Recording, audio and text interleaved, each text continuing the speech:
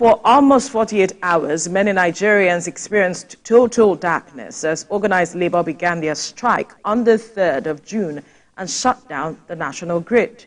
As they returned to the negotiation table, the lawmakers have criticized the shutdown and other essential services. National Assembly correspondent Joke Adisa has details. For more than 24 hours, Nigeria was thrown into darkness, arising from a nationwide strike declared by organized labor. The aviation and maritime sectors were also brought on their knees as workers stayed off duty. The suspension of the strike after about 24 hours brought some relief to the people. Labor union, particularly Ali Issa from Gombe State, sponsors a motion on the matter as he commends labor for the reprieve. It's normal and it's also legal for any union to go into strike to show their protest. But in most cases, there are essential services that also need to be given a very serious considerations. While they urge the government to make ample use of the next 6 days to produce a true living wage, they frown at the shutdown of essential services such as electricity, the sea, and airports. They make reference to the provisions of Section 13 of the Trade Union Act. SMEs are the catalyst for economic growth. So it is not just pressurizing the government to pay 100,000, 500,000. It may be detrimental to the interests of Nigerians in the future. It's really unfortunate when you hear a government talking about minimum wage and shying away from living wage. This House has resolved in the past that there is urgent need for living wage to be considered for Nigerian workers. See, even if we are in the side of law to say labor should not have conducted themselves, in this form, the labor man will tell you that if he's the one guiding or operating the national grid and he has not eaten, he has problems at home, you will not force him to sit down there and continue to work under essential, situations. But there are limitations. And this you can find in Section 13 of the Trade Union Act T14, Cap T14, Laws of the Federation of Nigeria. This section restricts strikes in essential services deemed vital to public safety and well-being.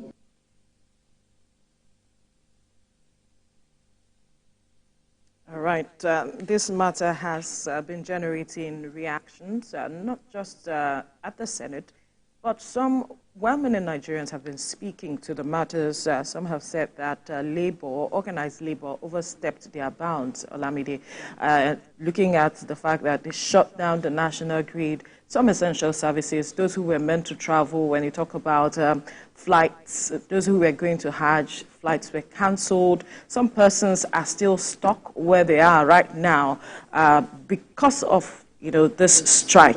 But labor, some will say that this is the most successful strike labor has carried out because of how far they were able to go as shutting down essentials and also getting the attention of government. Well, we'll have to wait till the end of this week to find out the result of negotiations for us to decide whether it's really at least they got the attention of government. Now the Senate is saying they've always had legislation the attention of the federal government. In a certain way. Okay. In a certain way. I will agree with you on that. But I understand that industrial action is, a fundamental right in a democratic space and environment. So they have the right to this. However, there are limitations, especially for essential workers. According to what the Deputy Speaker was quoting, that's Section 31 of the Trade Dispute Act.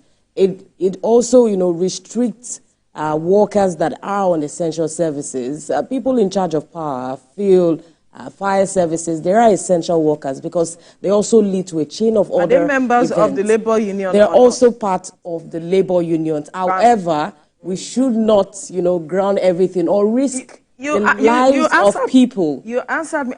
I agree with you. We should work with the law. Whatever we are doing, even the labor unions have their own law guiding their activities. Or not? They are members of the union. When the union says we are going on strike, we have to protect in the strike. But what I'm saying is the law provides for exemption of essential services workers. Are we saying Labour does not understand the law? Well, that's not what I'm saying. But what I'm saying is, at this point, rather than also, we should show some sort of empathy for ourselves, because at the end of the day, the labor unions are actually fighting for us. Their members. Their members also.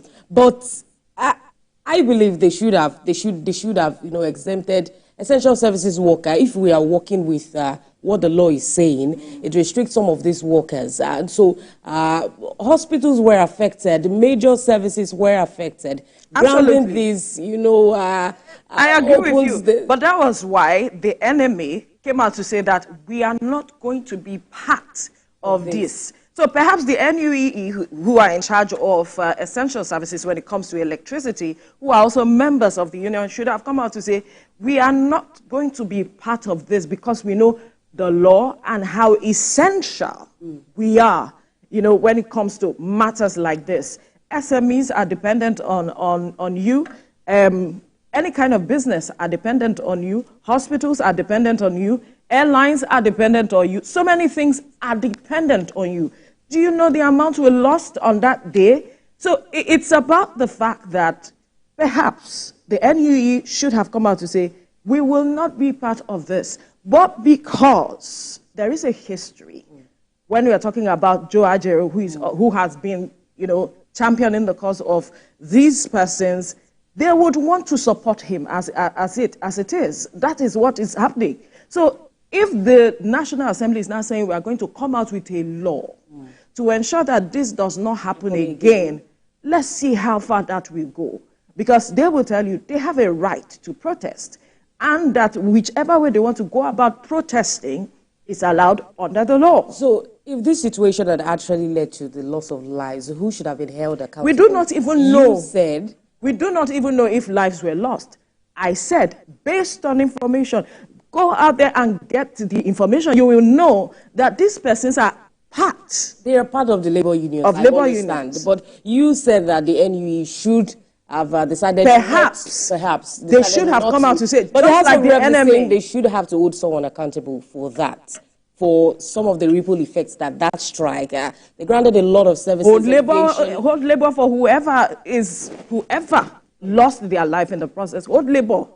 Because they have come out to say that, TUC has come out to say that, or no, not even TUC now, the TCN has come out to say that they did not shut down the grid. So it is labor that you will hold responsible, not the TCN. That is it. So I believe it's as simple and clear as possible. So what government should do to avert strikes like this is to ensure that they get a middle ground today, which is the deadline for what labor gave them, so that the template is given. Then we know where we are moving from here, and we would not have this kind of situation again.